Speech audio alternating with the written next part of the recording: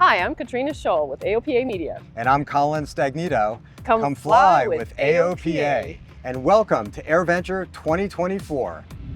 Come along with us as we tour Elvis's Jet converted into an RV. Catch up on the latest industry news. Hear the story behind a 2/3 scale warbird. And follow a team through GirlVenture. AOPA keeps flying safe, accessible, and fun by protecting your freedom to fly. We are the most trusted one-stop resource for all things related to general aviation. Become an AOPA pilot today. As you can see, we're here at AirVenture 2024, and it's been amazing to see all the pilots and aircraft come in from around the world. And I really love seeing the pilots interacting with the crowd and sharing the love of aviation. Absolutely. The air shows have been amazing. It's a treat for me to come to AirVenture every year, and I really enjoyed the AOPA 85th anniversary celebration. We had hundreds of members here last night having some food and beverage before the night air show. Wow. And that was so enjoyable.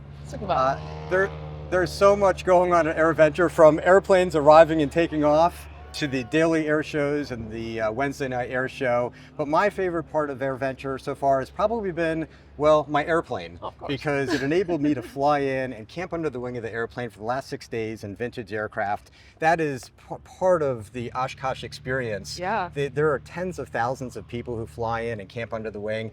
50,000 more individuals who camp in Camp Schiller every year. Some people have different experiences at air shows. Some are staying in hotels, some are staying in camping, getting a little wet with the thunderstorms, but it's all part of the experience. Exactly. And a lot of people have come checking out the AOPA tent and checking out the sweeps airplane. We have Nikki and Alicia to talk about some of the upgrades to the airplane. Hey everyone, I'm Nikki. I'm Alicia. And this is the AOPA Sweepstakes Cessna 182. We just finished flying it all the way from Falcon Field in Mesa, Arizona, and we're so excited to share with you all the fun upgrades we've done to this beautiful airplane. This 1958 Cessna 182's make, model, and paint scheme is the same one to grace the cover of the first AOPA Pilot magazine in May 1958, which is helping us celebrate AOPA's 85th birthday. The aircraft's tail number, November 4000 Delta, plays homage to the airplane that was on the cover. The aircraft received a brand new all-custom interior from Arturo's Aircraft Interiors in Kingman, Arizona. The custom interior features tan leather and a tweed cloth insert that plays on the turquoise color of the livery on the outside of the aircraft. The paint scheme was recreated by Craig Barnett of Scheme Designers, and the aircraft was painted by Gus Heisler and his team at Master Aircraft Services in Douglas and Wickenburg, Arizona. For the avionics, we wanted to upgrade the panel while keeping the classic look, and Matt and his team at Flight Instruments at Falcon Field did a wonderful job. And we really enjoyed all of the modern features with the classic look on our flight here, especially the autopilot. Garmin provided an excellent suite of avionics for this aircraft. It features 3 GI 275s, the GTN 650XI, the GNC 215 audio panel, and the GFC 500 autopilot.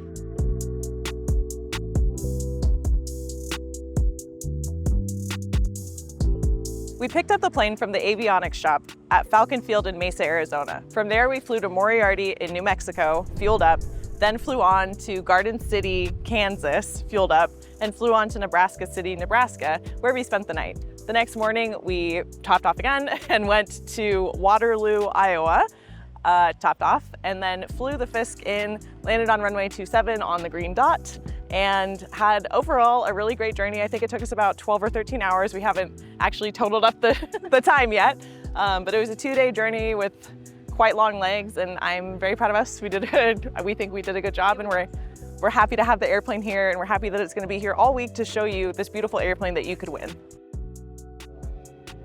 Yeah, the sweeps airplane is really coming along. We were so excited to bring it to Oshkosh with the paint and the interior and the avionics, but it's not done yet. We still have more to do.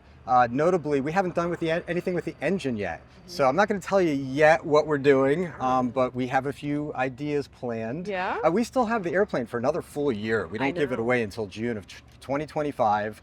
So we have a few more modifications in its future. Some of the wheel pants, the avionics are completely upgraded, the panel's upgraded, all the paint jobs done.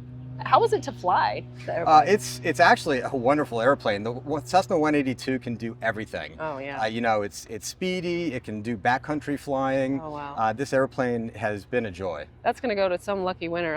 I'm excited who gets it. Absolutely.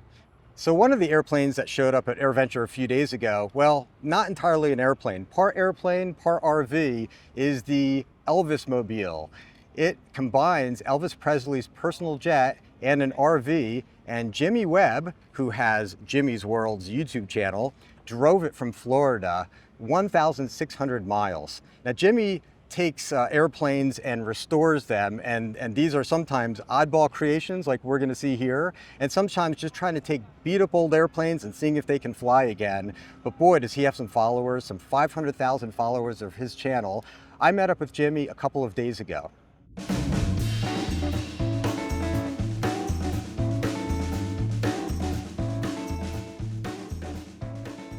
What I'm most impressed with is how good of condition this is in, because being in the desert for that long, you would expect it to just be crumbly and powdery and fall off in your hand, but it is in remarkably amazing condition.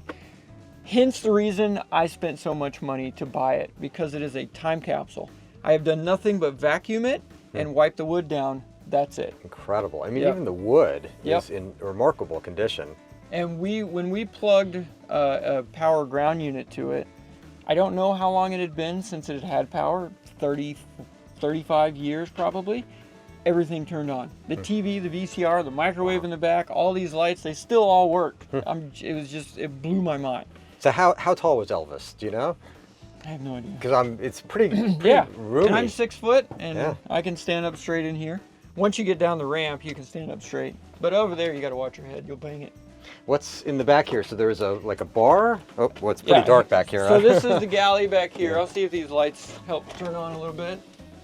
Yeah, I mean, it's your kind of standard private jet galley stuff. I'm impressed and somewhat surprised that there's seatbelts and a fasten seatbelt sign. And it works. Yeah, there's the switch up on the cockpit. It all works. It was a lot of fun. Let's take a look at the cockpit, because I know there's a lot that you had to do there to make this into a roadworthy vehicle. Yeah, let's take a look. BAS, those guys came through in a major way. There's only 220 of these Lockheed Jetstars ever made.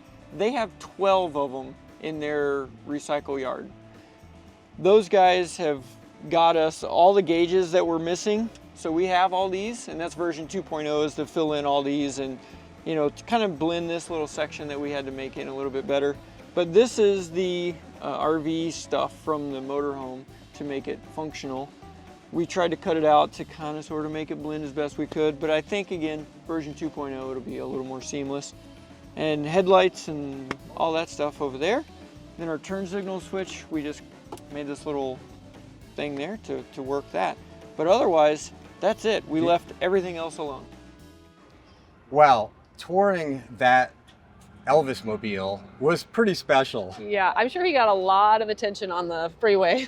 No doubt. And I have been watching the restoration videos on his YouTube channel for some months. Yeah. So I was one of the probably thousands of people who was excited to meet Jimmy and take a tour of that airplane. It's a lot of hard work that goes into that. Yeah, and the full video will be available on our YouTube channel. So one of the things that was a talk of the flight line this year was a P-38 2/3 scale model of a warbird. Built by Jim O'Hara, now owned by his nephew, William Pressler, this build faced many obstacles, and William says it was a dream come true to finish and share with the crowd. This is a work of staggering genius. The design, the engineering, the craftsmanship.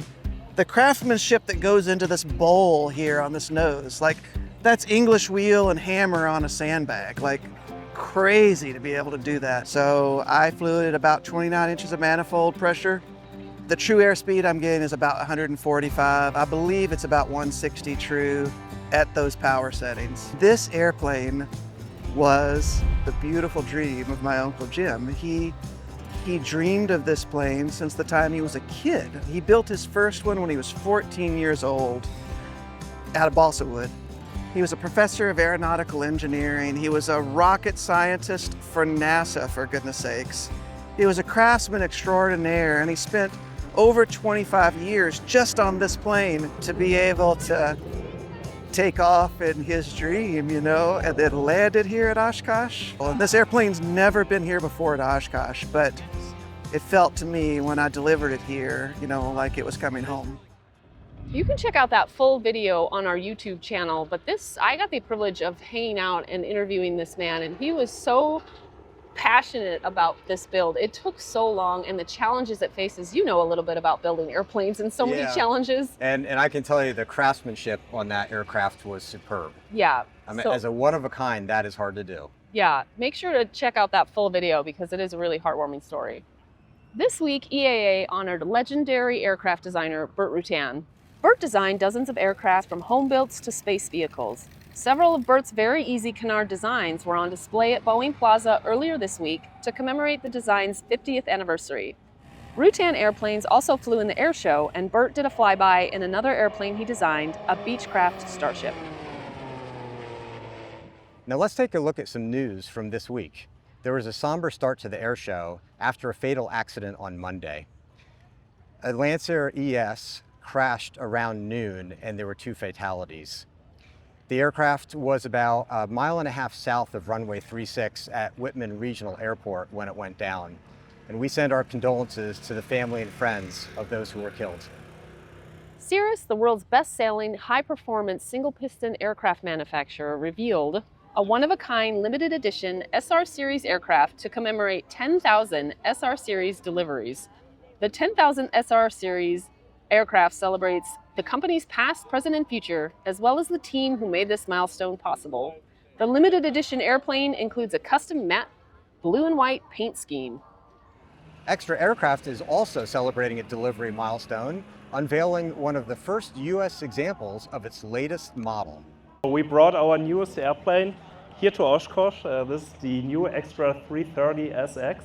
It's the successor of the 10 times world champion Extra 330 SC. The 330 SX is Extra's new top-performing airplane designed to dominate international aerobatic competitions. AOPA's Dave Hirschman flew the 330 SX in Germany late last year. You can find a link to that video in the description below. Blackhawk Aerospace announced a power upgrade available for TBM 700s. The company says upgrading the 700 horsepower PT6A 64 turboprop engine with the 850 horsepower PT6A 66D will deliver performance to rival the TBM 850.